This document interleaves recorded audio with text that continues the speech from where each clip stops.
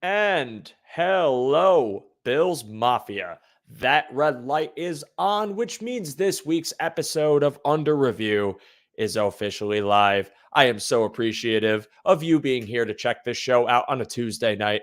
Please remember to drop a like if you are here for the first time or a returning viewer of the show. Joining me today is Cover One's very own Ryan Sullivan as we look back on the Bills' unfortunate November and look ahead to a very crucial, really just do or die matchup against the Kansas City Chiefs. Once again, my name is Joe DeRosa. You can find me on Twitter at show_DeRosa, and this is Under Review. Let's go. Previous play will go under review.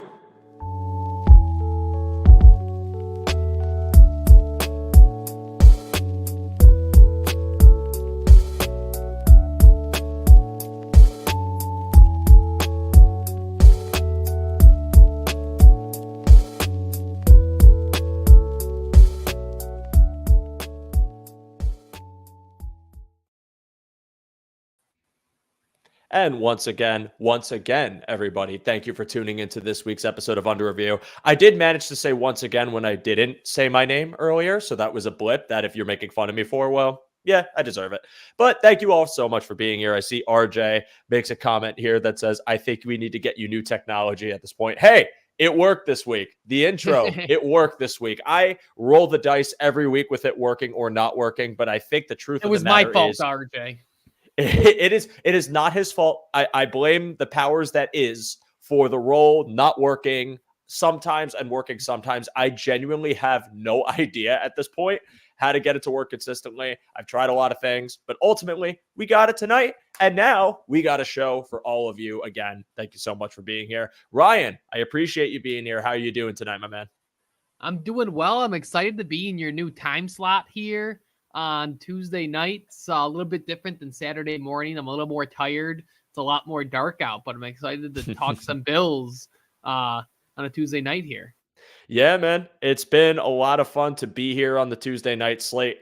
Really enjoy it. I'm having a blast, and I am here to just keep that kind of Saturday groove going. But let's get into this. And unfortunately, while the bye week has come and gone, I guess if you want to call it the somber, the unfortunate, the sad undertone of this Bills season still reigns true in that this team finds themselves coming out of the bye week at 6-6, a 500 slate. They finished November at a 1-3 tick, dropping crucial games to the Bengals, the Broncos, and a really just ugly, annoying loss to the Philadelphia Eagles. And this puts them in a really tough spot for a playoff run. And, as I discussed last week with Alex Brasky and Uber Hansen, it's really an uphill battle for this team at this point. But I want to ask you, Ryan, because I want to just get a little more in depth on really this entire month. But just talk to me about your outlook for the Bills. Talk to me about this past month and really your, I guess if you want to call it reasoning for what you think truly went wrong for this team. I started writing this week about the team. And I'll hopefully drop it later this week. But this bye week really felt like many bye weeks past. Watching the In the Hunt graphic, hoping teams would lose, hoping for a better spot coming out of the bye. It was really something we haven't experienced since maybe that 2017 season where we're just hoping to get in here. And for the most part, it was a really, if you want to be optimistic, I think both of us are naturally optimistic people. Aside from that, from the Cincinnati game, everything that really had to go right for Buffalo looked right. And, looking back at the last month, they go 1-3 in November.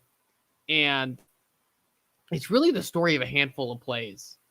You go back and you look at, so all four of those games could have, besides the Jets win, could have gone on a coin flip. You go back to that loss to the Bengals. If Dalton Kincaid doesn't try to somersault his way for 2 or 3 extra yards, that's a game that could end up in the win column.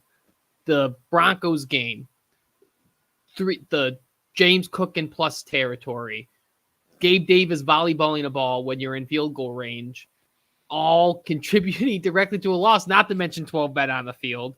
And the Eagles loss, I'm sure that's been well litigated, but a Josh Allen interception on the plus side of the field, or a bounce of the ball here, that game goes the other way. So in a sport that it's just been a really funny season to watch this team.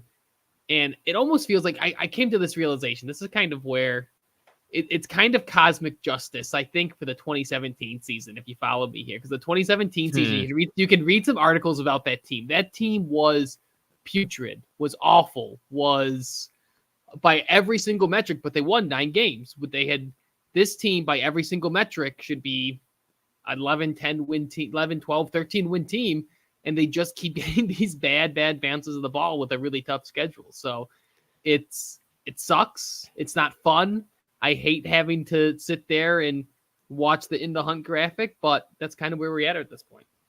I'm really glad that you said it's really like a drought era November, because that's 6-6. It's not even like they're so awful that they, can bottom out and be like a 2-3 win team. Not that you'd want them to be, but that you wouldn't even have like any sort of clinging to that slight hope that you did in the drought years where like, oh, we have 5 wins in November. We have 6 wins in November. Like there's still a shot that we could sneak in. And then it just didn't happen until the 2017 year comes around. And by all metrics, that team should have never gone there. And the team that they lapped to get into the playoffs beat them by, I believe, 50 points. So you think about that, and the fact that we're sitting here calling it kind of cosmic retribution or cosmic justice it's unfortunate, because this team, despite the injuries, despite what went wrong for them that was out of their control, is a team that I still feel is incredibly talented. But I also think that calling it a handful of plays, I think that is an absolute true statement, because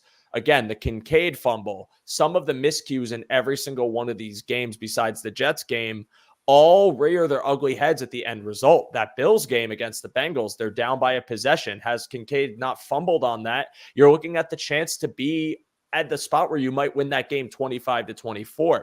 You talk about the Broncos game and the Bills walk off with a lead after an inconsistent showing from the offense, where you get one score in that game and ultimately you walk off the field and win it. Now, again, we're talking about just what we know from the final end result.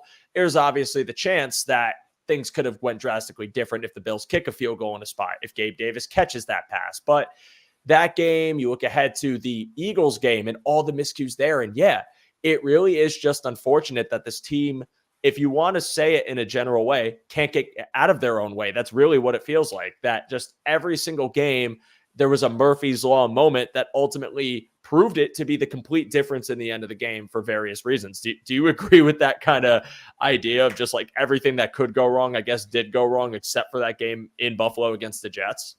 Yeah, I think that's exactly it. And, football, looking at analytics in football is really funny, because I think it does tell you a lot. There's been kind of a revolt against analytics this year because so many numbers have kind of told a different story than what the record is. But, the truth about football is, and analytics, analytics work really well in baseball because it's a 162 game season, right? Basketball, 82 game season. And over that long of a season, the numbers are going to generally, the teams that are actually good will rise to the top. And in football, you don't always have that opportunity. That's how you have, when you only have 17 games, Bills with a plus win differential and a great EPA and a great DVOA sitting at 6-6. Well, a Steelers team that has, maybe now they've outgained their opponent, but up and through like week 11 had never outgained their opponent, has the worst, not Zach Wilson, not Jets quarterback in the NFL, and we're sitting at 7-3 at one point, or 7-4 at one point. So it's way, it's a cop out. And I think we're going to touch on some points here that, that aren't just a cutout or cop out of that, but that's really the way it goes sometimes. And it's unfortunate, because it really feels like these last 4 weeks here, and that's what I'm kind of writing about this week. Mm-hmm. It's kind of a crossroads for this team. There's a lot of guys who are in the second half of their careers. There's a lot of guys whose time in Buffalo might be dwindling. Here in these last 4 weeks, I think really have a chance to shape the direction of this team going forward. Yeah, and to answer this question real fast, I'll just get right to the nitty gritty. It's possible, and I don't think it's likely they do, but I think that every game that this team has been in this year, again, they haven't lost a game by more than a score. They've taken every single team, no matter the offense they've played, no matter the, opposing quarterback, receiving core, whatever, defense, to the absolute brink. They have never been blown out. They haven't, it hasn't been a game where it wasn't particularly close. Even if it felt that way, they were always within reach. So to say that they can win out is absolutely possible. I don't deny that they could, but you're talking about a gauntlet of, the Chiefs, the Cowboys, and obviously, the Chargers and Patriots look to be a little less stressful now, although I think the Chargers could still be an explosive offense. But then the Dolphins and Patriots, or Patriots and Dolphins. I mean, it's tough. If they do it, they're guaranteed a playoff spot. I would love to see it. I think they can do it, but given the circumstances of what you've seen and what we're going to talk about further this November, I don't think they do. But I have this weird lingering optimism of 4-1, and we can get to that in a little while. But well, Ryan, and here's the thing: you don't need to win out really, because you look at what's ahead of them, and yes, they got better records right now. Bengals have the tiebreaker, but Jake Browning's not going to have another 350-yard game. If he does, clip this, put it online, and let Bengals fans yell at me. Jake Browning's not going to have another 350-yard game. Sorry. Whatever. Joe Flacco isn't going to carry isn't a good enough quarterback at this point to carry the Browns defense. You've seen what happens. Even their defense is beat up. Who else? I just talked about the Steelers and all their issues. They're going to be rolling out Mitch Trubisky. So all these teams in front of them, and maybe aside from the Texans, who even just lost Tank Dell, have some glaring holes. And I know we talk about 2021 and what happened in the end, but we've seen what this team looks like when they get on a heater. And the last 2 weeks, Josh Allen is playing this whole season, but particularly the last 2 weeks have been two of the best games of Josh Allen's career. Yeah, and it sucks too, because a lot of these teams that are dealing with this backup quarterback problem, or I guess in their case, if you're Jake Browning, revelation, it's the schedule ahead of them too, because I know the Colts have a lot of winnable games in their slate. I know, if you're looking ahead at other teams, Texans have some winnable games. The Steelers do too, because their defense could beat anybody. So I think where it's problematic for me is that I hate that we have to rely on the other teams, because even despite their situation, a lot of the times these are either divisional opponents, or you're talking about, soft team plays soft team. Someone's got to win it, but it's doable, man, to answer your question, Jaro. And I appreciate the comment. I think they can. I think 4-1 is a likelihood too. And I think that I'm an optimist. Ryan said he's an optimist. We're going to hold out hope that they can do it, but I don't know. And I just need to believe it when I see it. And I think this is a game to do that, but we'll preview that in a moment. I want to talk a little bit more about November, and I really like that you brought up what you're writing about, Ryan, and the fact that this is a crossroads, because you are seeing just some glaring flaws with this team when you peel back the layers. I said this last week or a couple weeks ago, but with Sean McDermott, with some members of the defense, with some members of even the offense, you're starting to see critical mistakes repeat themselves, right? So you talk about this 1-3 skid that the Bills go on in November. And we'll pose this really topic right now as just kind of like the biggest, I guess if you want to call it, fatal flaw or biggest problem that this team had that led to this result. And while I'm not someone to just sit here and point the finger at one person and say, like, it's all on you, because I believe that blame goes in a million different directions. And I think that it's a multifaceted thing. And I still hold true to that. I do think that at some point, when you look at the fact that in multiple games, this team had an opportunity to close it out or at least stay in it with a defensive stop and couldn't. That to me is a coaching problem. And I don't think this is denying that there have been execution issues or denying offensive execution issues. But when I look at Philly, I look at Denver, and I even look at that Cincinnati game and that final drive, despite the fact that in 2 of those 3 games, the defense was pretty much excellent for a lot of the time. Cincinnati, the second half, they hold them to 3 points. The offense can't be consistent enough to get things going. The Denver game, they're put in awful spots, but for most of the time are able to hold them off. I think they held them to 6 points for most of the game until that final drive where they scored the touchdown. Correct me if I'm wrong on that. And then you talk about that Eagles game where the first half, the defense was absolutely dominant, but it feels like there is a consistent trend in the team melting down. And I know that Eric and Anthony did a film room on this and talked about some of these critical errors that this defense makes in those final drives. So Ryan, I want to hear more about your idea, and I hope I'm not spoiling what you're going to put out, but just about like the crossroads that you feel they're at and whether you think it's really more of a coaching problem, or do you attribute it to other things that you think deserve more blame than Sean McDermott in this instance? I mean, I'm not as critical on McDermott as a lot of people are, though I do think, he's deserving of some blame, but it's just there's a version of this team that's near, you look at Micah Hyde's going to be 33 going into next year, I think. And he's at the end of his contract. Jordan Poyer, you can save $5.5 million by cutting him in this offseason. You can save about $8 million, I think it is. Maybe I'm switching the two. You can save a lot of money by cutting Mitch Morris this offseason. Who knows what Trey White hasn't been playing, obviously, because of his Achilles. But what's the end there? There's a lot of guys that have been foundational pieces of this team, and NFL's short, man. The teams don't stay together. The fact that the Bills have had two safeties together for 7 years is a rarity. You don't see that kind of thing. Harrison Smith's been in Minnesota for quite a long time, but it's not like it's just been Harrison Smith. So it's not like these are things that don't happen often. And you look at kind of what Kansas City went through last year in this retooling and having to kind of change, build the airplane while you're flying. And it feels like that's kind of what's coming up at the end of the year here. And it's what makes, I think when you look at the defense, that kind of makes sense. There has been stuff, but it seems like a lot of the stuff that McDermott just doesn't have an answer anymore with this defense. You look back at the last drive in that Eagles game, the overtime drive. And I think one of the things that kind of confused me, everyone's like, well, Sean McDermott's playing that soft coverage again. He's playing that soft coverage. He wasn't just playing soft coverage if you look at that drive. He was blitzing. He was, in the Broncos game, he threw a back-to-back cover zero blitz.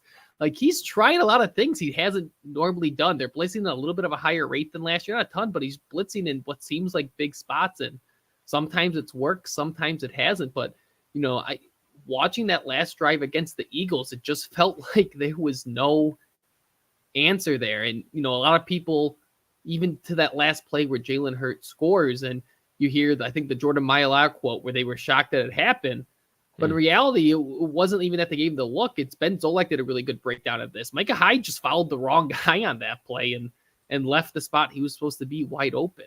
So it doesn't feel like there's answers, and it's a hold on to your hats defense almost. It's try to get the story with this defense is hope you can get 2 or 3 stops and hope the offense can figure it out, or hope the offense can be on a heater. And you can't deny that, again, we talk about it every week on this show, and it's unfair to have this conversation without referring to the injuries they faced, right? Like, you see the vital cog in the machine that is Matt Milano and what he provides in pass coverage, and that sureness that you're not only get someone that could shoot gaps and stop the run, but in those critical moments, you have someone that could carry a tight end or carry a receiver and know kind of where they need to be on the field and not fall bait, at least most of the time, to anything that might try to misdirect them to clear openings. Whereas I feel like even though Tyrell Dodson has been better, at least in run defense, I don't feel that you're getting that same output. And that was never expected of him, right? Like, it's kind of like that was Matt Milano's job. So it's so frustrating because at the same time, like, these are just rearing their ugly heads. Again, that Jacksonville game takes out 2 All-Pros, or at least one potential one. And here you are in November talking about it still because you're seeing the drop-off in performance. But I do think ultimately, yes, it is a really strange thing that there's just such like out of sorts execution problems. And it seems that in every season, whether it was Wesley Frazier, defensive coordinator. That's his new nickname now, guys. That's like a creative coach name. That is an all-time flub on my part. Wesley Frazier. Like, and this isn't really me trying to make up any narrative or anything conspiracy-wise, but I just get frustrated that it seems like there has to be some sort of circumstance that leads to the same problem that we've seen to be seeing since really 2019. And that's late game kind of collapsing defensively. And you just wonder why it has to keep happening. And I think when Frazier was here, you had a bit more of like this idea that Frazier might have been, taking the tools that McDermott's provided him and calling things a certain way and kind of pulling the levers at the wrong time.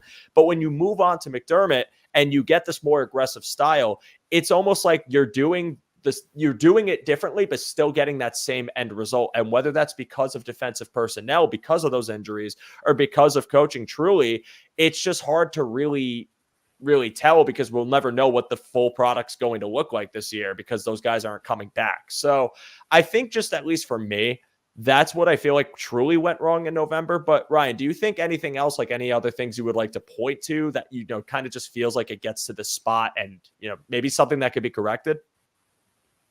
I mean, you see what happened. I mean, it's being a dead horse at this point, but it's so many self-inflicted wounds, and it's holding in key spots, it's penalties in key spots, it's turnovers in key spots, and it's unfortunate. They played a near perfect game against the Eagles. The one mistake they had was a Josh Allen turnover and going the wrong way on a choice route by Josh Allen, and that was the game. And it feels like they have to play perfect to run with those teams right now, which is just really unfortunate. And I think the big thing that just feels different about this team was, especially on defense, just to keep it on defense, is when Leslie Frazier was calling plays, it really felt like that they were running their things, and if that was how they were going to go down, they were going to go down running their defense. They weren't going to let the offense dictate what they did. And right now, it just kind of feels like, especially as the game gets later on in all these games, the defense is just kind of flailing, trying to grab and hold on and find something that works at all. So that's the big thing. And the scary part of that is I don't know what the solution for that is, besides Daquan Jones's pec healing and Matt Milano's tibia or femur unfracturing. So that's the scary part, and it's why I think a big part of this season, the rest of the storyline, is going to be factored around the offense, because I don't think there's much more we can hope for from the defense. Like I said, you got to hope they get a 2 or 3 punts a game, and hope your offense capitalizes on that. And I think that's where the optimism comes from, because Joe Brady has this offense looking better, looking more confident, looking more efficient than it did under Ken Dorsey. Yeah, and the statistics are so frustrating. You can't, and I'm as pro data as anybody else. I'll defend it. I defend every chart that gets put out there by our network, because I think it is informative and something that you should look at.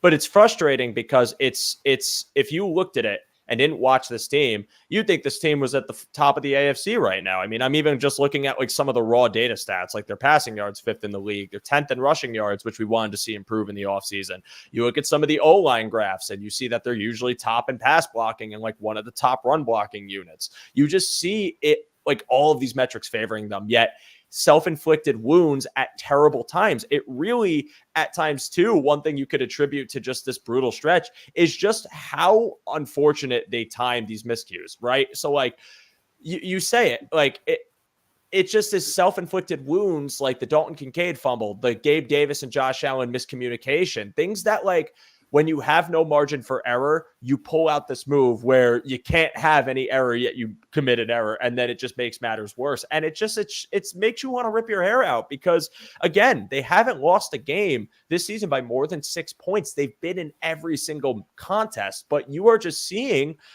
maybe something along the lines of a worst case scenario with the 2023 Buffalo Bills, where when you project these teams in the offseason and you talk about what's your ceiling, what's your floor, I think this is the floor. And like, why are we on the floor? You know what I mean? Like, why did this have to happen? But that's football, man. It's variable. It's ugly. Week to week, anybody can beat anybody. And unfortunately, year to year, while you could have a great roster and could build things, in my opinion, the right way, which I think the Bills really have by some of the rookie performances and depth that you've seen on the team this year, I also think you could see what the worst case scenario can be any given year. And this is unfortunately what I think it is for the Buffalo Bills. And RJ, this is a comment that I wanted to bring up. I'm curious about what the quote unquote luck chart says about this team after the season is over. It really seems like every call goes against them and every bounce bounces the wrong way. So real fast, and I'm curious what you think about this, Ryan. I will say this.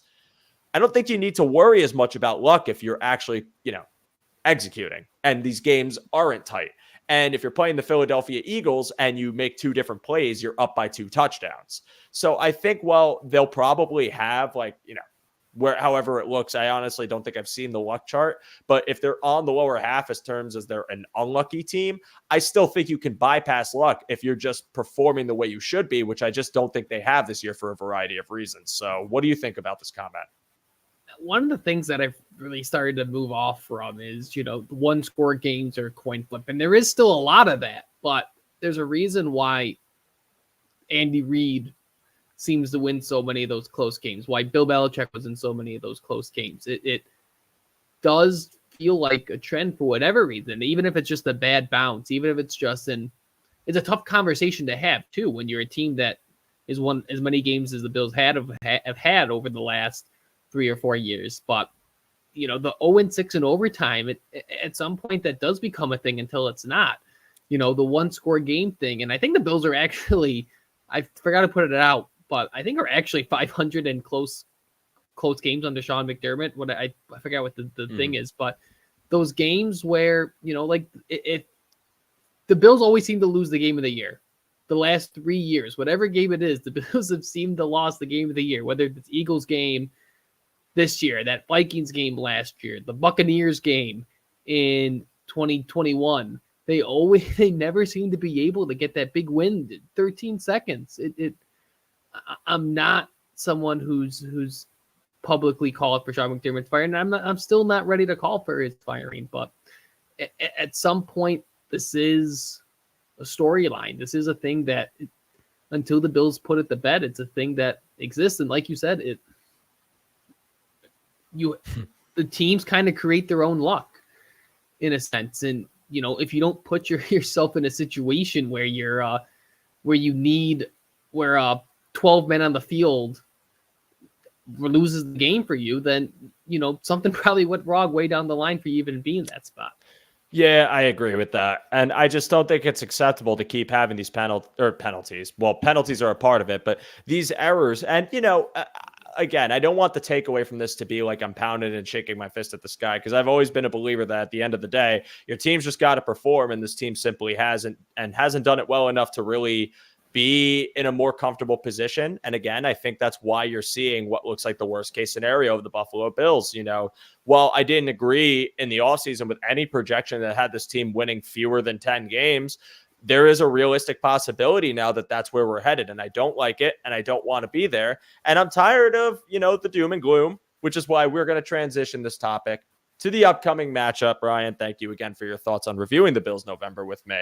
But I think we're being too sad, and it's time to be a little more up-tempo, upbeat. Come on, under review. I'm a joke-optimist. We got to be a little more joke-optimistic here, and that's exactly what we're going to do. So we are going to preview this upcoming matchup versus the Kansas City Chiefs. Obviously, we were hoping for some more hype behind it, and I do think there's plenty still, but obviously not in the same way that you've seen it in years past, where 2 contenders are going at it and whoever wins might have a chance to really secure the 1 seed like the last couple seasons. This time, it's more of a one team seems to be reeling and they're trying to stop from reeling, and the other team has reeled like multiple times and needs to save their season with a win. So, Ryan, let's just talk about initial thoughts before we get into the nitty-gritty of both teams. How you feeling about this matchup, and what are you thinking about? I don't know what to feel going in any of these games anymore, if I'm being honest. But it feels good going to a game where a team that they've been able to handle the regular season the last 2 years. That's massive. A Kansas City team that has looked about as disjointed as the Bills at time. And like Charlie said, it's Josh Allen, when push comes to shove, he seems to show up for these games, these big time games, even if it happens to be the 13-second game, even if it happens to be the Eagles game last week. he shows up for these games more often than not in these big stages. So, and I think that's the big thing. You'll go back to the playoff discussion. The one thing none of those teams in front of the Bills have is a Josh Allen. None of the teams vying for those wild card spots have a Josh Allen. I think that's such a massive, massive thing. So, specifically in this Kansas City game, Kansas City isn't the juggernaut that they've been the last couple of weeks, and we can get into the numbers here. But that does give me some comfort knowing that I haven't even seen what the spread is going into this game. Do you know what the spread is going into this game? I haven't looked. I'll check now. But yeah, so it's a different, because Kansas City probably is out for the 1 seed at this point, and Bills are out so it doesn't seem to have the same gravity it has before. But the two teams that always bring good games, and Josh Allen is always, for the last 3 or 4 times he's played Kansas City, has showed up. So that's something that gives you some optimism. So Kansas City is a 2.5-point favorite. The total points is 47.5. So that kind of lines up, because I think last year it finished off at 24-21. And the year prior when we played them, I think, we kind of pulled away at the end, but it was a tight game for a bit of it. So that's not a surprising spread at all, especially since we're a road underdog. Like, yeah, I believe that. But also shout out to the Chiefs fan in the comments. I appreciate you watching. I like when other fan bases come in here and keep intel on what we're talking about. This is a very fair show. We won't badmouth the very talented team that is the Kansas City Chiefs, or are, whatever. And Patrick Mahomes, who is obviously QB1 in the league, despite the unfortunate year with really, really unfortunate receivers. But I think this matchup, one thing that I think is funny is you're right about Allen always seeming to kind of like play in these games really tight against the team he plays. And there was a comment I saw a long time ago about like Allen's Madden curse. And his Madden curse is he plays as good as the other team is. Like for every single game. So when he played the Patriots, he was awful. When he played the Eagles, he was excellent. So now if he's playing the Chiefs, what are you going to get from him? But only joking. I think this is an opportunity for a few things. Josh Allen coming out of the bye week, Joe Brady coming out of the bye week, and a chance to kind of add some more wrinkles to this offense that maybe Kansas City hasn't seen yet. I think the beauty of it is you have the luxury to do this and implement a few more things to the playbook, because we know Joe Brady hasn't drastically changed this offense as far as schematically or anything. You can't do that midseason. It's way too difficult to overhaul an entire playbook. But you can at least tweak some things, fine tune it, change, adjust things, try to make them more simple if you have to, whether it's communication, whether it's telling Allen he's got to look here first, whatever it may be. And I think Brady's done a good job of that. And with that comes opportunity for this team to come out, add a couple things, maybe some different types, relying a little more on motion, different types of runs if they want to, maybe reliance on different types of players, maybe a reliance on Leonard Fournette. I know someone in our comments just brought that up. I am very interested to see that, and I think that honestly provides the Bills with a bit of advantage in this matchup, because they had the extra week of rest, preparation to watch a Kansas City team that just lost a game to a young, upcoming Packers team on the road. So while it's very, not on brand for Patrick Mahomes to lose back-to-back, especially since his record coming off a loss, I believe, is 19-4. This is an opportunity for the Bills. So Ryan, let's talk about first the offense, and let's talk about Joe Brady, Josh Allen, and what you are expecting to see from them going into this game. I had this stat written down and I wanted to share it. I wasn't sure I was going to do it. So I'm just going to chuck it in right now. Because all the talk's been about motion with this team, and the discourse seems to be that the Bills are using more motion with what they did with Dorsey. How in terms of percentages, how much more motion do you think they're using under Brady than Ken Dorsey? I checked this a couple of days ago. The numbers barely changed. Isn't it still like within? It's 1%. It's 1%. Yeah, it's 1%. It went from 40.5. It went from 44 to 45%. Yep. Okay. Which I just thought was funny. And you look at a lot of the numbers, and it's funny that a lot of the numbers are actually a little bit down since since Brady came in. But I think some of that, Adam did a really good job of talking about that. In that, that the second half of that Jets game, they weren't really pushing it. That has an impact in it.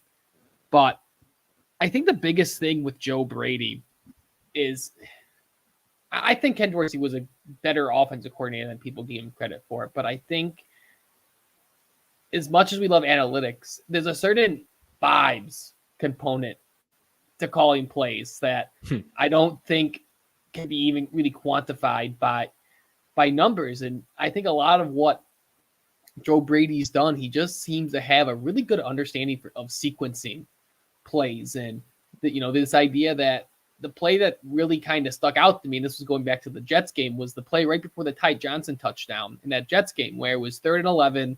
They get about 8 or 9 of the yards on 3rd down, knowing they're going to go for it on 4th down, and then draw up that really clever play. And it feels like a lot of times in that Eagles games, that's what they do on 2nd and long. They know they don't just go for the shot. They get into those super advantageous 3rd down spots, and it's why they converted 13 3rd downs against the Eagles.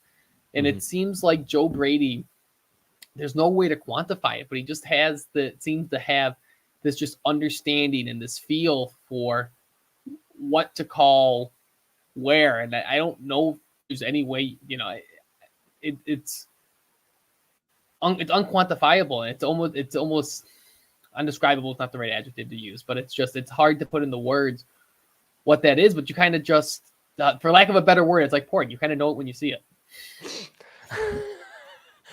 Oh man, we went from rated G to rated PG-13. There we go. No, I have never heard that phrase before. You never heard that? Oh, I have never heard that phrase before. It was in a Supreme Court ruling. Are you serious? Yeah, I forgot what it was, but that's how you define it. You know it when you see it. This bye week has broken everybody's brain, including ours. But I love that saying. And listen, yeah, it's not astronomically different, as I alluded to before. It's not like they're running 20% more motion and they're on the rate of like Miami or some of these other teams that are heavily reliant on it.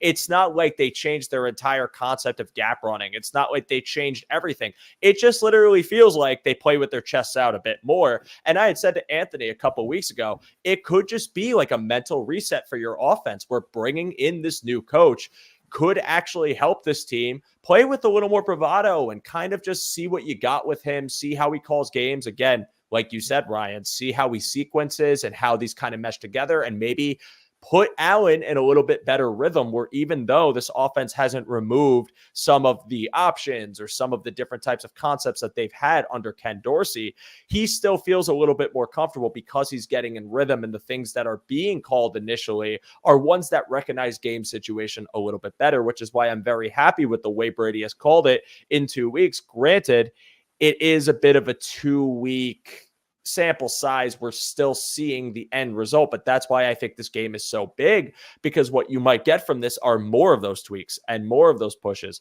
and more of a variance in how this offense runs, and things that Kansas City maybe has seen but hasn't seen this version of on tape, which is why I'm really looking forward to it. And I want to read off some stats that I pulled up. I believe I got these from Summer Sports, but Bills are 4th in offensive EPA right now per play, and the Chiefs are 6th. Bills are 4th in EPA, passing EPA, Chiefs are 9th. Bills are 4th in EPA in rushing, Chiefs are 14th in that category. Now, this is something that I'm interested in bringing up, why I'm bringing this up, and it's because of this comment from our Kansas City friend here, who says, I don't see the Bills secondary holding Travis Kelce. So a lot of defenses' game plans have literally been, hey, let's take Travis Kelce out of the game and force the ball into the other receiver's hands. And if you look at the average depth of target for the Buffalo Bills versus the Kansas City Chiefs, the Bills are 9th with an ADOT of 8.28. The Chiefs are at 29th, 6.95 average depth of target, meaning they are not airing that ball out as frequently as they have been able to in years past. And obviously that has to do with an unreliable receiving core. And I know many Chiefs fans would agree in the sense that their receiving core has been extremely underwhelming outside of Kelce, who even then is not having the standard year that you would expect from him due to the pressure that's being put on him in this receiving game. You're relying on Marquez Valdez-Scantling, Justin Watson, a rookie Rashee Rice, who I think is actually going to be a very good receiver in this league, and Kadarius Toney, who it seems the Chiefs don't lean on a lot. So for me, that's a matchup that I'm really interested in watching, Ryan. And tell me some of the other things you're looking forward to, because it really does feel like the Bills have the opportunity in this game to try and keep going with this middle of the field exploitation and airing the ball out a bit, despite some really good secondary members of that Chiefs defense. And I think that the Chiefs don't have as much of a deep punch as they did in years past. Do you foresee them trying to air the ball out, or do you think they're really going to try and take an underneath approach against this Bills defense? I like what you said about trying to make other players beat you and taking away Travis Kelce. And the Bills have done. The Bills took away AJ Brown against the Eagles. And unfortunately, Olamide Zaccheaus beat them. But I think it's one of those things when that happens. You gotta try to take him away and hope the rest beat you. And you look at a lot of the games, the last 2 regular season games where the Bills have beat the Chiefs, they did a really good job of kind of throwing complex stuff, using Saran Neal. And I don't know if that'll be an option now with some of the problems they had, but they always seem to have a Saran Neal appearance in these Chiefs games. They always seem to have some. It seems like they have a different playbook sometimes on the defensive side where they play the Chiefs. But I think, to go back to about your point about these receivers, one of the really telling stats I think about this Chiefs offense is Patrick Mahomes' time to throw this year is significantly increased. So he's normally around 2.82, 2.85 for the last couple of years. This year he's up over 3 seconds. So a 0.3 of a second increase, about 0.3 of a second increase. And a lot of times and I haven't watched every snap of the Chiefs, so maybe our Chiefs friend in the mentions here can tell me if I'm base here, but a lot of times, you look at, I'm going to get super nerdy here, but when it comes to time to throw and, success rate, EPN time to throw, it's kind of like the parabola. If you have a really short time to throw, it's generally, you're not going to be very good because you're either getting rushed, it's bad play calling, stuff like that. Mm-hmm. As you get to that 2.5 seconds, that's where that really kind of sweet spot. And then as you get closer to 3 seconds, that's where, it's either the play's broken down, no one's getting open, and you're kind of running around, and the success rate around, 3 seconds tends to not be as great. So my hypothesis, and I think based on some of the stuff when you watch these games, is when teams take away Kelce, they don't really have a guy that can beat them. Maybe a Justin Watson can get open sometimes. Maybe you'll get beat by a Blake Bell sometimes. You'll Noah get Gray. Noah Gray. Yeah, maybe that's what I think I meant Noah Gray, not Blake Bell. But point being, there's not a whole lot of guys they have that can consistently beat you. So I think, that's got to be the solution. I think it'd be really tempting to blitz Mahomes, but Mahomes is still a guy who has a rating over 100 when you bring more than 4 guys on him. So I think, doing a lot of those things you've done and making him sit back there, making him, hold on to that ball and hope one of your guys can get home, because it's I think it's got to be one of those games where if Rashid Rice beats you for a touchdown, you got to shrug your shoulders, and because that's just how it goes sometimes. But if I think, like you said, if anyone but Kelce, I think, is the game plan this week.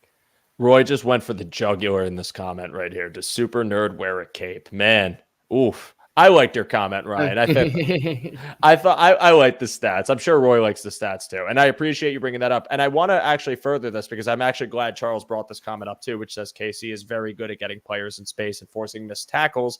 Rice and Pacheco are dangerous. Yes, and I agree with that. I think, honestly, Rice and Pacheco are, outside of Patrick Mahomes and Travis Kelce, the other two that you really need to account for here, because this is kind of my concern about this matchup too, is Bills missing tackles against these players and getting explosive plays as a result. Do you foresee this being an issue, Ryan? Do you think that you could see an effort to get these guys the ball super quickly? Again, not a very far average depth of target for the Chiefs, so really trying to get the ball as quick as you can to mitigate a pass rush and try to force some missed tackles down the road. I mean, it's funny. A couple of the people, once again, I'm not a draft guy, but a lot of people in the draft kind of compared Rashid Rice to a Brandon Ayuk, and the fact that he's kind of like a running back at wide receiver who has some things to figure out, but if you get the ball in his hand, he can do some different things. But yeah, and I'm sure that's something that, tackling's been an issue at times this year, especially when you have Terrell Dodson, who can over pursue, who isn't the best linebacker. If you can get him in space on one of those guys, I'm sure that's something that they're going to try to do and something they're going to try to exploit because, and then, if, Pacheco's a guy that is a really violent runner too. If Bills, we've seen at times, as good as this pass rush has been, as good as this line has been, we don't know what the status of Von Miller is going to be going to this game. If the Kansas City offensive line can find a way to neutralize some of these rushers for the Bills, Isaiah Pacheco's a guy who can break a game and wear you down over the course of a game. Mm-hmm. And it's a team that, again, you can never underestimate because, again, they have Patrick Mahomes and they also have one of the top-rated offensive lines in the NFL to boot. So I'm not sleeping on it. I'm not going to sit here and tell you that this is going to be a cakewalk for this team at all because it's not. You have to respect Mahomes and you have to respect the offense you're going up against. Their running game can be very explosive. Their passing game, as long as it contains a Travis Kelce, can always bite you in the butt. I think the key for this game is if Buffalo's offense is able to kind of continue the pace they had against the Eagles, where even despite those miscues, if you're able to pull away by maybe 2 touchdowns, you might have an opportunity to hold that lead and just be productive throughout the course of a game. I am a little bit concerned about this defense, given the fact that we just saw some very odd, ugly series where even though they played a mostly good game, they also give up these random explosive plays. And I feel like Patrick Mahomes off script, assessing the field and trying to kind of view what he can get if he has to make a play with his legs, that worries me.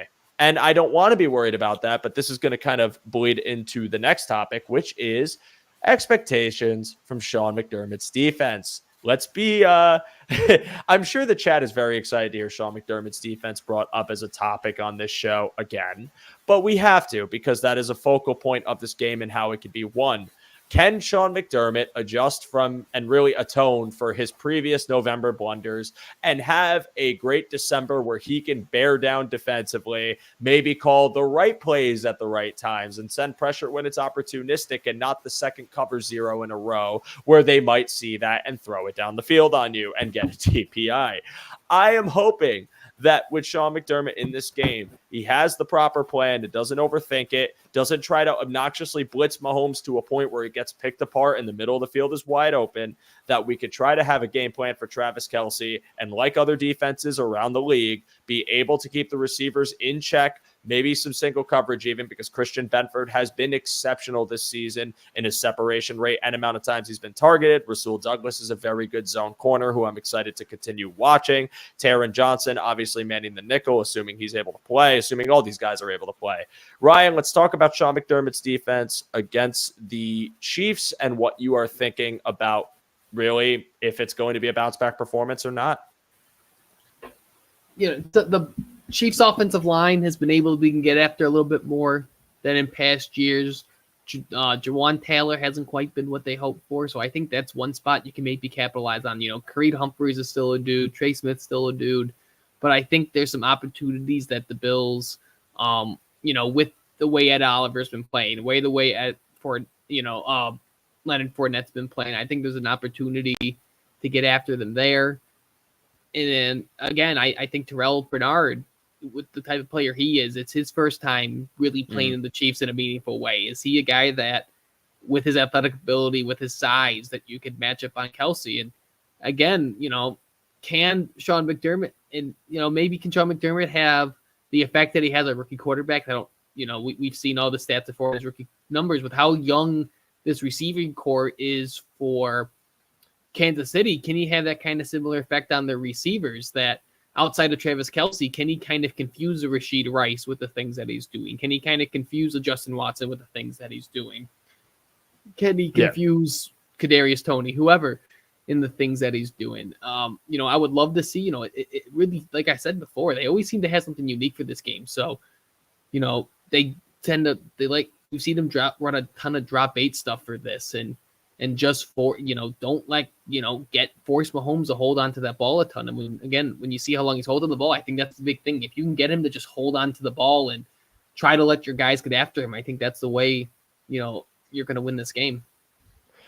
I completely agree. And, when you face the better quarterbacks in the league, the ones that you send a blitz, they're going to pick it apart. That's really how you got to win. I mean, I said it about Tua. I said about Joe Burrow, Jalen Hurts.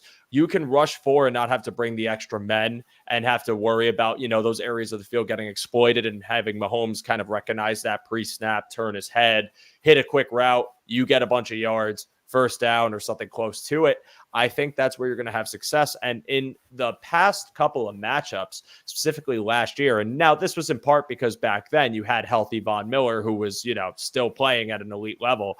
You were able to send those 4-man pressures and get home with it. I don't want to say very easily, but you were having a lot of success, and it was bleeding into the rest of your defensive line to the point where you saw, guys like Shaq Lawson getting involved and other members of your defense able to kind of sustain a consistent note of pressure in that game.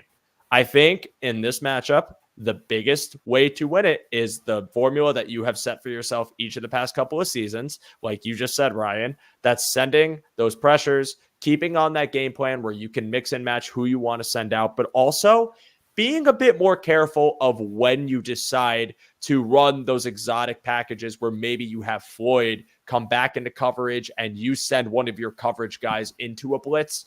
I like that idea and I think it works, but my problem is it feels like when you are in crucial moments and you are taking, and I saw this last night when I was watching the Jaguars-Bengals game, because this is when the Jaguars were in, I think it was a 3rd and 8.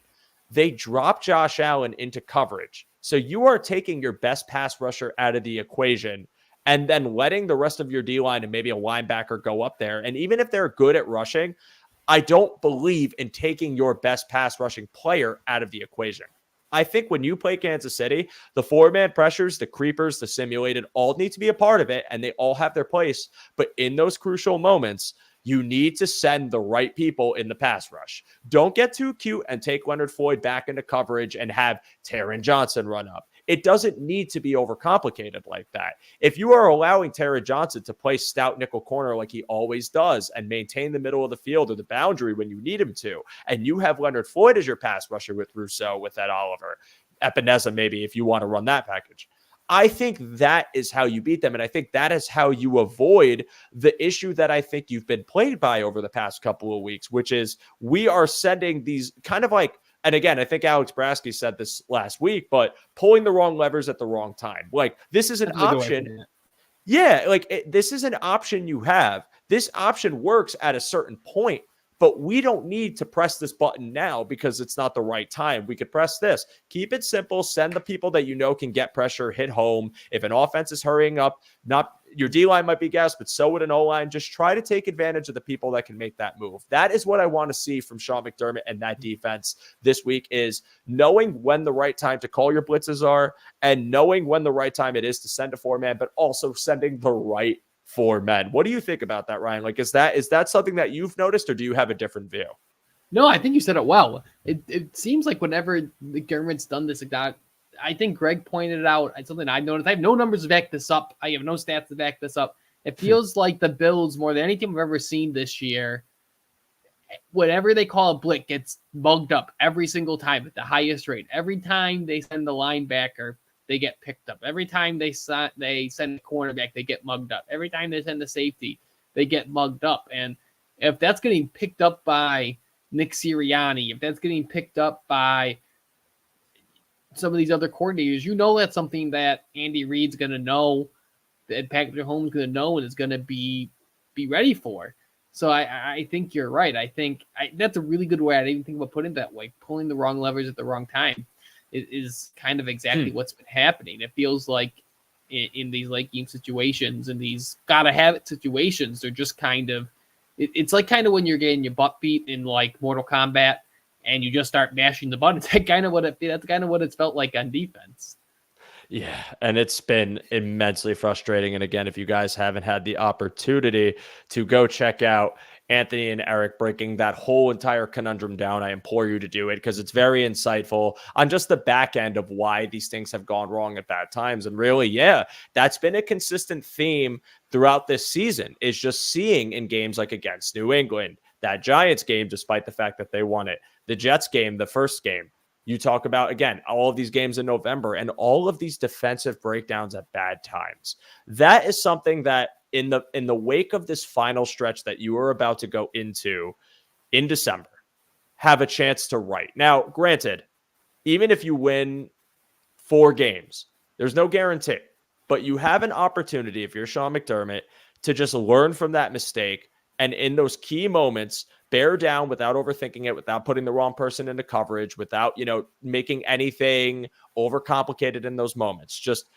calling the defense in a way that you're still able to kind of stick to your formula and that you want to be pressure minded. You want to really make a quarterback uncomfortable, but not selling out to a point where it gets predictable and gimmicky. Like, again, back-to-back pressures in Denver or against Denver, where you saw that kind of blow up in their face.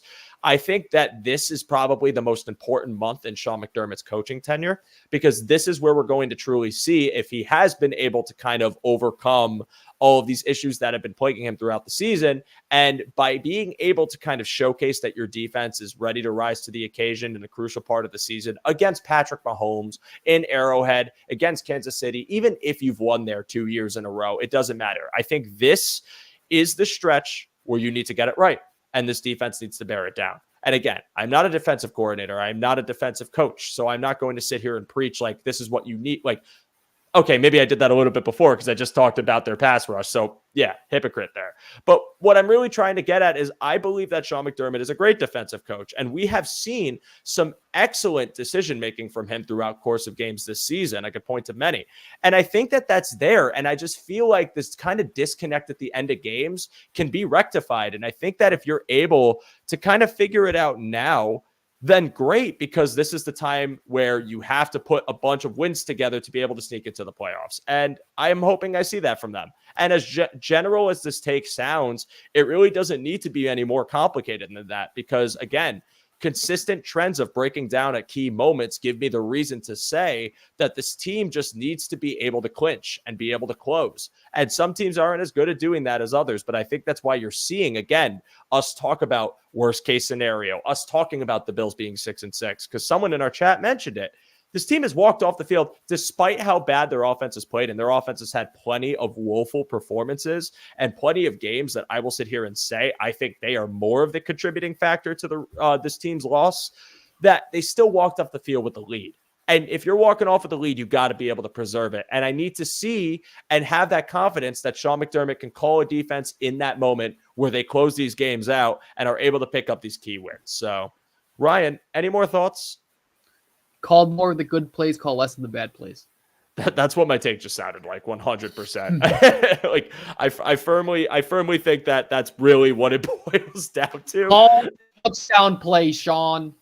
Call the good plays and don't call the bad plays. But really, like, and I look at the metrics too. And again, like, we could be so frustrated at the data, but like I pulled this up too. Like, the Bills and Chiefs defenses aren't terribly far apart in any of their EPA metrics. Chiefs are 9th. Bills are 12th in overall defense. Chiefs are 6th in pass. Bills are 9th. Bills are 14th in defensive EPA per rush, and the Chiefs are 31st. So, like, there's a separation there where I'm seeing, like, the numbers favor the Bills. But again, you just talk about the trend for the team this year, and you talk about all of these losses, and it's almost like they have just found a way to disguise their ineptitude in a way. Like, isn't it crazy to think about the fact that, like, you look at everything I'm reading and you talk about or you hear everything I'm reading and you look at, like, all of these numbers and everything is near top of the league.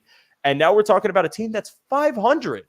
Like, it just blows my mind. And like, I know I ranted about this last week, but I'm ranting about it again because it's astounding that they've ended up in this spot. I mean, what can you really say?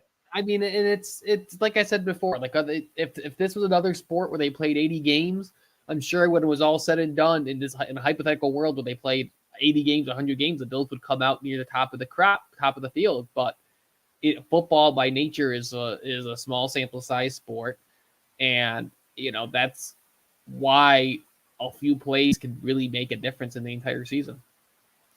And a few plays have really made the difference, and it's unfortunate, but this is the cross that the Bills have to bear, and this is a crucial game. So, Ryan, I'm going to ask you, just for this matchup in general, I mean, talk to me your final thoughts about it, what you're thinking you will see, and what you're hoping that obviously a Bills win, but what do you want to see just from offense and defense, specific contributions from specific players? I want to see a Josh Allen run, if that makes sense. I want this team to rally around their quarterback. I want to see what I saw during the 2021 playoffs, obviously without the devastating ending, but I want to see this team take on the personality of their quarterback. I want to see this team get carried by Josh. Ultimately, it's a two-sided of the ball sport, but like I said, there's unquantifiable things. And I think if Josh gets on a heater, if Josh can play like he did down the stretch in 2021, if Josh can play like he did against the Eagles, he's the best damn quarterback in the league. He would be, if the Bills weren't 6-6, I think he'd be far and away the leader in the clubhouse for MVP. I think that's the only thing right now, the reason that he's not MVP. So I would love to see this team just kind of rally around him. And as much as we talked about stats, as much as we've talked about numbers in this, it's they just take on the personality of your quarterback, man. I mean, I think that's got to be it, because we've spent this whole podcast really not talking about the quarterback, it's been all about defense, but talking about the other spots on this team. Let Josh Allen. I want to see Josh Allen. I want 5 games of Josh Allen being the greatest quarterback on the planet. And I know that sounds like a big ask, but it's really not, considering what we've seen from him in the past. Well, considering not, and also he's your franchise quarterback. I mean, that's the expectation and the precedent that he set for himself. He's come through in big moments before. We've seen the team rally behind his play. And I think at this point, it's the time for the team to catch up to the way Allen played in the last game and how he played against the Jets, and how it seems that he's trending to play down the stretch with Brady as his coordinator. Again, if you're tuning in and missed the conversation, neither of us are saying that the offense has had a drastic, complete change in their overall structure or scheme. But you see just a bit more confidence, a bit more decisiveness, and kind of this willingness to attack the middle of the field when he needs to, and be able to go through his progressions a little more smoothly. And most of the time, obviously, you're still going to have blunders. I think that there's an expectation for Josh Allen to be great. I think that he has 2 games under his belt with Joe Brady that have allowed him to play at a really great level. And I think that you could see this bleed into the rest of the year, and that's what you need. But my thing is, I want to see other members of this team step up. I want to see, same page and this goes for Allen too, because I think that Allen is more of at fault for that Gabe Davis blunder. We've all had that discussion already, or not Gabe Davis blunder, but Allen blunder as far as the end of the Eagles game. But let's, get the communication in order.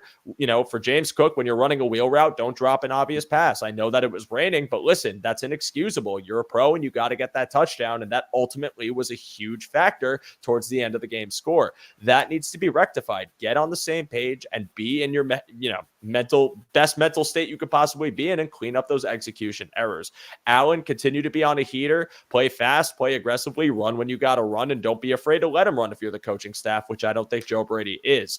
And I want to see more contributions from the deaf receivers not named Stephon Diggs. I think Davis had a great game against the Eagles. It was nice to see. I think that was one of his better games of the year. I want to see more out of Shakir, which I've been very pleased with his performances over the past few weeks, but I want that kind of consistent bailout threat who isn't obviously Dalton Kincaid is working to be that. And I love Kincaid. I want to see more out of him too, but I do want to see more out of Shakir too, because I think that these are not only just pieces this season that would be massive factors for the Bills potentially going on a run, but you look at next year with the potential of you losing Gabe Davis and having to rely a bit more on maybe a rookie and these 2 guys. This is the type of stretch that I want to see them become key contributors. I want to see that rapport with Allen continue to establish. And I'm hoping that post bye week is really the time where that is just built to a point where you are absolutely respecting the Bills 3, 4, or if they're tight end 1 now and Kincaid eventually till Knox comes back. So that's what I want to see from there. And then as far as for the defensive side, I mean, Ryan, I don't know if you have anyone on defense you want to call out specifically, but again, it's really just a whole unit thing for me. Besides Sean McDermott, I want to see more out of the pass rush and late game situations too. I understand that when you're playing in a hurry up situation, you get gassed quite easily. And that makes perfect sense because you're never getting off the field, nor are you getting time to regroup unless there's a timeout, injury, whatever. But let me see that clutch sack. Let me see that clutch play. Let me see that clutch turnover. Granted, they might have gotten it against Philly if it was called a fumble, but we won't have to dwell on that or talk about that. I want to see the big play in the big moment, like last year when Von Miller got the near sack on Pat Mahomes and Taron Johnson picks it off to seal the game. I want that clutch gene to come back. And I know I'm not preaching any stat here. I know I'm kind of talking off my chest and talking like rah rah right now, and I fully embrace it. I just want to see this defense close. I want to see them take a lead in their hands and end it. No nail biters, no risk, no worry about melting down. I want them to get on the field with the lead in a late game situation if it needs to be this way and close. End it. Don't give us any reason to doubt anymore, because if you can do that, I would be fully convinced to answer the question that Tamir Taylor Sr. Brought here, because I wasn't ignoring you. I just want to get to this point. I fully am convinced that if this defense proves that they can overcome the lack of clutch gene they've had in these past few weeks and overall during the season that has stymied them from being an 8 or 9 win team right now, that they could actually go on this run, that it is possible. But I'm not convinced of that yet until I see it. So I know that's not like anything earth-shattering to say, but that is me saying I need to see the defense make the clutch play. Ryan, what do you got before we sign off?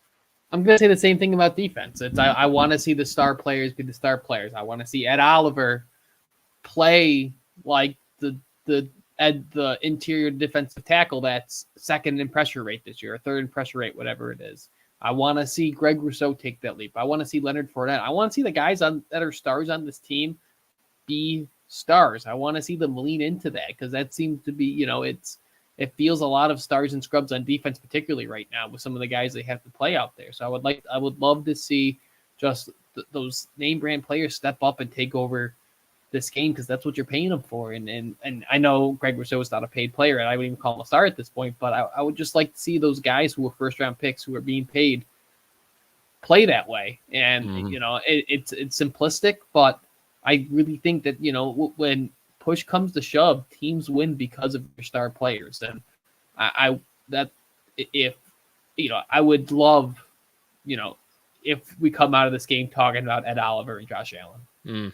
I would love it too. Obviously, we will be talking about Josh Allen, but you know what I mean. And this is a good question from Roy, because I've seen Fournette brought a few times up in his comments. I know that he's tweeted something vague, which might allude to him getting his chance to play. Would you play him this week, or would you continue to roll with Ty Johnson? I like Ty Johnson. I don't get why we have this push. I keep seeing it, this push to play Fournette. I think Murray is perfectly fine at what he does. He has chemistry with the offense. He's good. I've seen this kind of like slow pushback against Latavius Murray. I don't understand that. I think Latavius Murray's been a perfectly fine pass rush and perfectly fine running back. Pick up the blitz. He's been catching passes. He had some big first downs this year. Like I don't want to see him on the game day inactive. And Ty Johnson's a hot hand. He's done some cool things. I liked Ty Johnson when he was on the Jets. I was shocked that they cut him.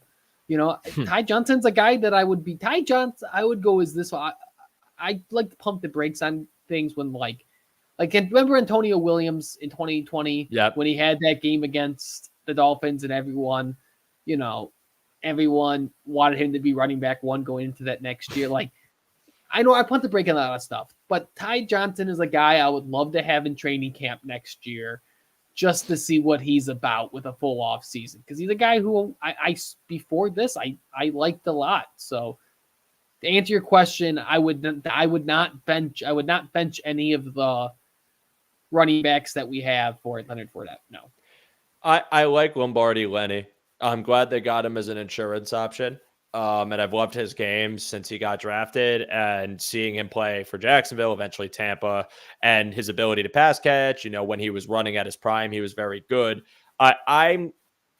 I think right now, though, I agree with you, Ryan. I think Ty Johnson is the hot hand. And Ty Johnson, to me, is providing that speed, that burst that I just don't think Fournette is going to be able to replicate as easily. There's still a net benefit to, in my opinion, having Fournette be back 3. Like, again, you talk about him in pass pro, you talk about him as a pass catcher, those elements. But again, if Latavius Murray is kind of handling these pass catching duties in a way that you were expecting Fournette to have that role in this offense, and then the third back behind him is Ty Johnson, who in the situations you've needed him in, has shown some real burst and some real post-catch acceleration that has benefited this offense in a way where you kind of got to respect it, and you can get a little more weird with it and kind of run like maybe 21P where you have like two backs and one of them is Ty Johnson. You're like, what the hell are they doing with this guy who's going in and out and running motion and all this stuff?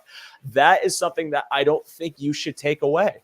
I don't. And this is not an indictment on Leonard Fournette, but I think Ty Johnson's play over the past couple of weeks has earned his right to be the back three while Damian Harris is still on the IR and while Leonard Fournette is kind of still getting acclimated. So I'm cool with keeping Johnson in his role and not really shaking that up. I think there's more opportunity there to get a bit more explosive with Ty Johnson in your backfield to take kind of the slack off of James Cook and take the slack off Latavius Murray than there is at least right now with Leonard Fournette, who again, I just in his last year with Tampa wasn't really showing the same dynamic ability that he once had with, early year Jags and the Super Bowl running with the Buccaneers. So Ty Johnson has a thickness to him. Ty Johnson's not like this slender guy. Like Ty Johnson has a thickness to him. He runs through dudes. Like he's almost Damian Harris in that sense that like he's small, but like he's muscular. He's not, he's not muscle hamster, but he's not afraid to find contact. Like he's a unique talent that I don't really want to see taken off the field at this point. Yeah, I don't either. And, I think Ann had a tweet about this, but one thing I love about him is the red sleeves. I'm convinced that just gives you superpowers. Like, it's got to, because the red sleeves come on, and this man's all of a sudden a force of nature where he's playing the RB3 role so perfectly, and I love it. So, no, I again, it's not an indictment on Fournette, but I think I'm cool with keeping Johnson in the spot now.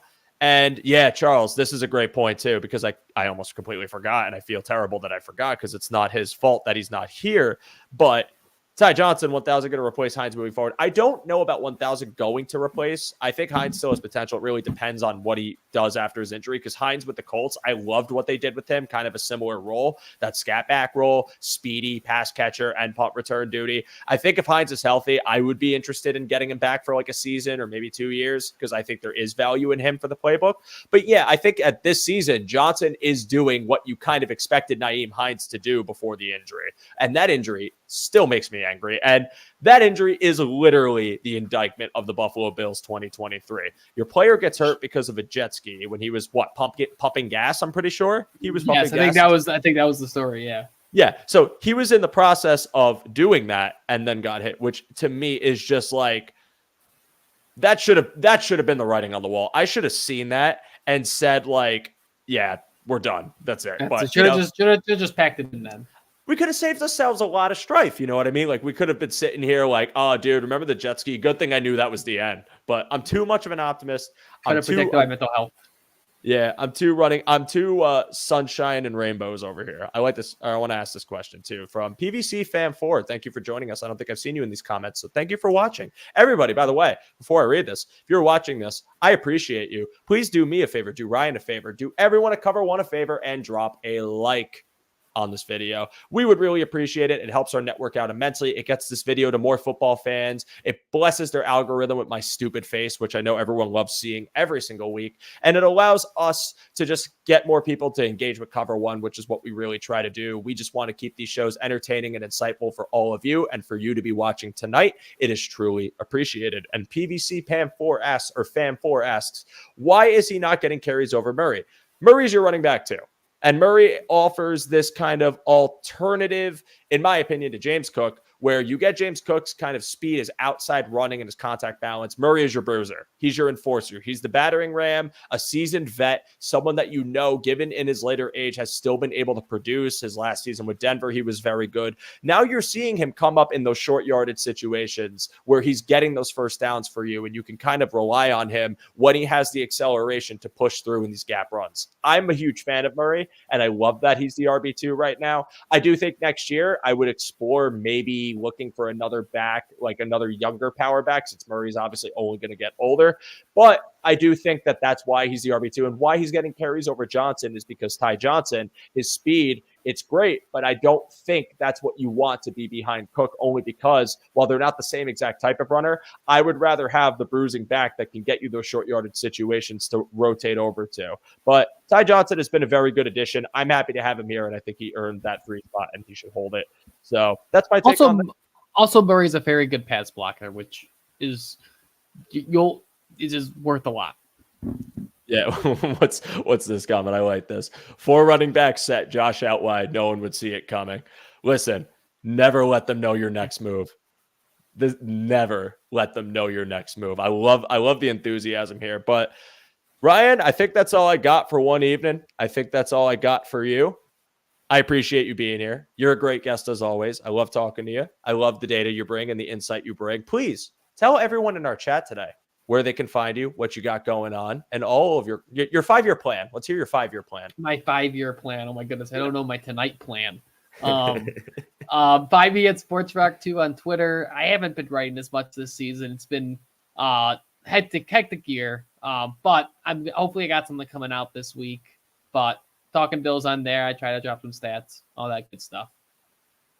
Yes. Well, you should read Ryan's articles when he does put them out because they are excellent and very insightful. Again, all the guys here at Cover One are doing amazing work for all of you with the film breakdowns that Eric and Anthony do with both shows between Disguised Coverage and the Film Room, to all of the data being provided on every show from our guys that are going tomorrow night, Thursday night, Monday night, as well as all the articles. Again, a lot of work is being done on this network, and it couldn't be done without all of you and the Cover One Premium Pass subscribers. In fact, I think I'll let Greg and Aaron take this one for me. What do you got, boys?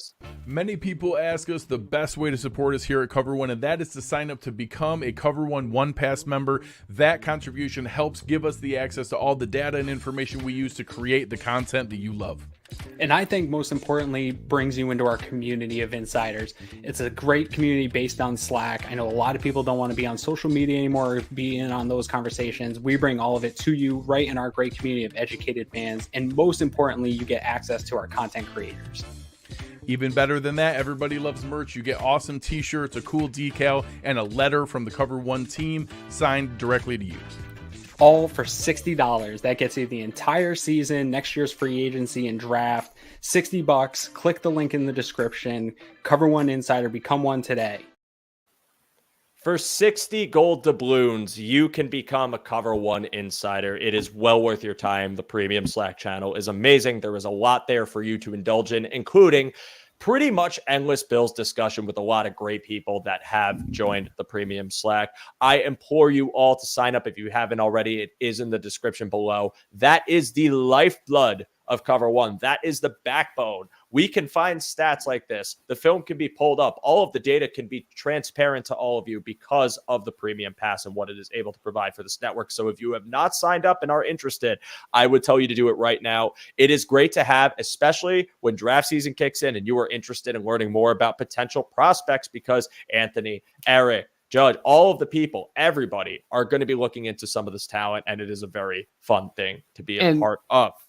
And all I'll say is there's stuff you might find out on Slack before it hits the news. So it's worth your money just for that, I think.